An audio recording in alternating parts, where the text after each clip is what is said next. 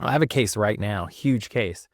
They brought in the biggest firm from Atlanta to oppose us. And, it's like, I can't tell you how many times it's me versus 8 attorneys sitting at a table. And like, No, I just don't care no, because I know how things work over there. So I'm not scared by a quote unquote show of force.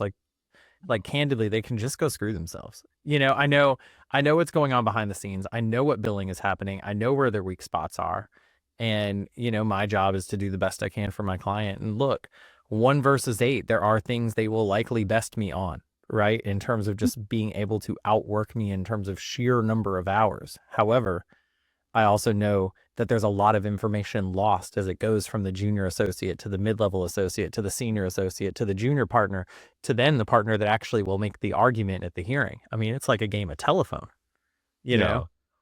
No, I know, So, it's funny. Yeah, it's funny dealing with big law firms being, a small law firm because you can see, their en masse force that you just kind of described, like, doesn't really work sometimes and it's just totally wasteful.